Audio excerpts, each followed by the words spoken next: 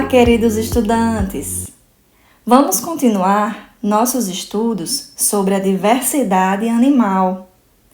E hoje vamos conhecer um pouco sobre a progressão da escala animal, que foi um estudo realizado por Jean-Baptiste Pierre de Monnet, mais conhecido como Lamarck.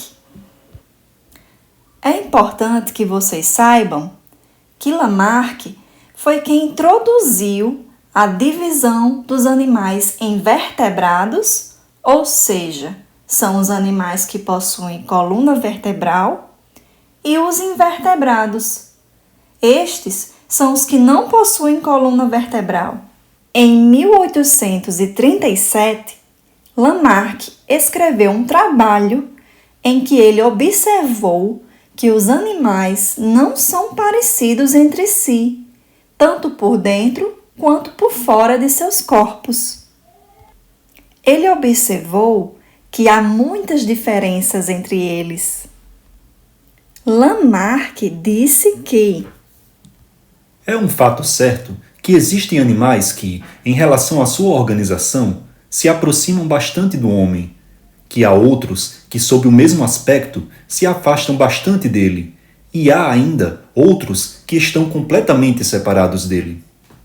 Vamos começar a ver a progressão da escala animal de Lamarck, mas vamos começar pelo sentido contrário, começando com os animais que mais se parecem com o homem e terminando com os menos parecidos. Para Lamarck, os mamíferos são os que mais se aproximam do homem pela sua organização. E ele disse que dentre os mamíferos, os animais que possuem unhas ou garras são os que mais se parecem com o homem. E isso faz com que eles tenham mais habilidades que os outros. Lamarck observou que nos quadrúmanos, que hoje chamamos de primatas, o cérebro se apresenta com todos os seus acessórios, com um volume maior proporcionalmente ao do corpo, depois do cérebro humano, e que por terem seu órgão da inteligência mais desenvolvido, eles apresentam a extremidade de seus membros mais adequadas para servi-los. Outra coisa que ele observou foi que os mamíferos que possuem casco possuem um corpo gordo, espesso, mais pesado, que os dedos são menos separados, mais livres, menos sensíveis e que esses animais somente podem utilizar seus pés para se sustentar ou realizar movimentos de translação. Não podem se sentar ou repousar sobre suas costas. Os paquidermes, que era a forma de chamar nessa época os animais de pele espessa, como os elefantes, rinocerontes, entre outros, têm as patas menos alteradas que os bisulcis, ou seja, os bovinos, e os solípedes, cavalos, asnos, etc. Deixando os mamíferos e chegando aos pássaros, Lamarck observou que estes se distanciam bastante da organização humana. Nos pássaros, os ovos desenvolvem-se no ventre da mãe. O tórax deixa de estar separado do abdômen. Não há saída exterior para o corneto do ouvido. Estes animais não têm e nem terão mais a faculdade de se deitar e repousar de lado. Deixando os pássaros e passando a considerar agora os répteis, Lamarck observou que eles se afastam ainda mais da organização humana, devido a algumas diferenças no coração, na temperatura do sangue, no pulmão, no cérebro, que não preenche completamente a cavidade do crânio, e no esqueleto, que apresenta aqui e acolá grandes alterações. Ele observou também que muitos animais dessa classe podem viver durante muito tempo sem se alimentar, como as tartarugas e as serpentes.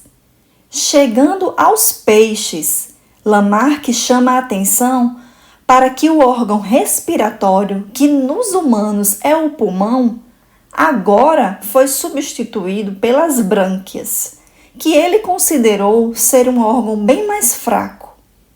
Não existe mais e nem existirá traqueia, artéria, nem laringe, nem voz verdadeira. Peixe falante? Só nos filmes mesmo. As pálpebras sobre os olhos não mais se encontrarão nos peixes aqui e nem futuramente. O ouvido é totalmente interno e o esqueleto é bastante incompleto e modificado. Bem, a partir de agora, vamos falar dos animais sem vértebras, destacados por Lamarck, ou seja, os invertebrados. Vamos começar com os moluscos. Lamarck observou que os moluscos são os animais que possuem uma composição mais avançada, mas que ainda se afastam mais da organização humana que os peixes, pois lhe falta a coluna vertebral. Ele viu também que os moluscos têm somente um cérebro, alguns gânglios e nervos, e que os músculos têm sob a pele pontos de apoio muito fracos. Agora vamos falar sobre o que Lamarck observou nos cirripédios, anelídeos e crustáceos. Para ele, estes animais não oferecem nenhuma particularidade bem marcante, mas são inferiores aos moluscos e, por isso, têm sua organização ainda mais afastada do homem.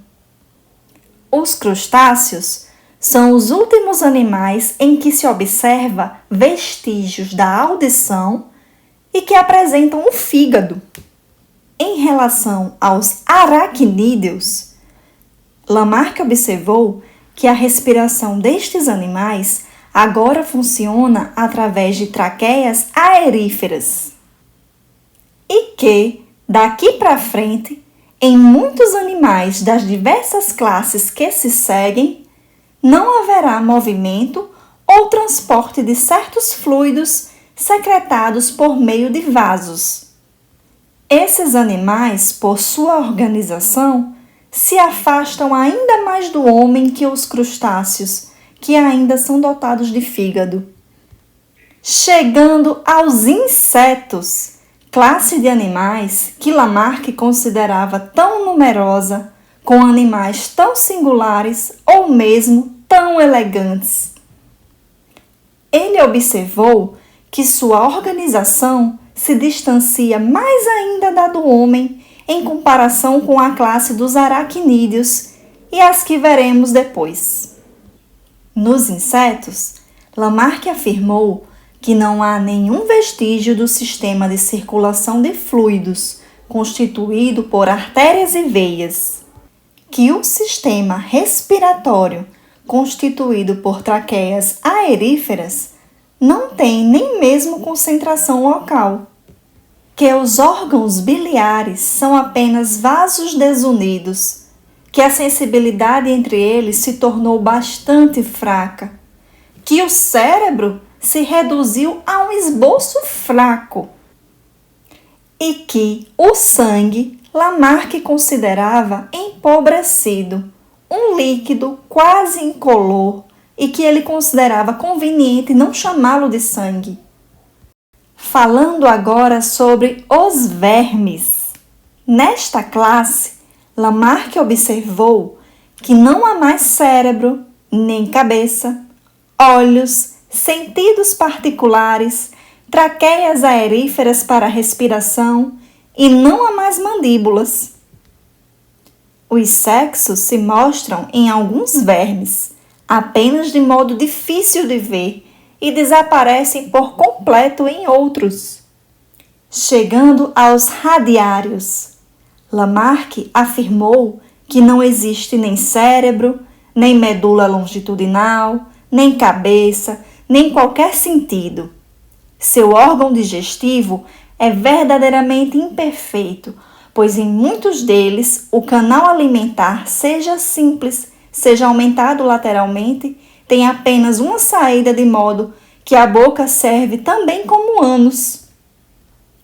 E quanto aos pólipos, Lamarck observou que eles apresentam em seu interior apenas um órgão particular para a digestão, no qual às vezes se desenvolvem gemas internas. Segundo ele, seria em vão buscar nos pólipos verdadeiros algum órgão interno, além do canal alimentar, cuja forma varia dependendo da família.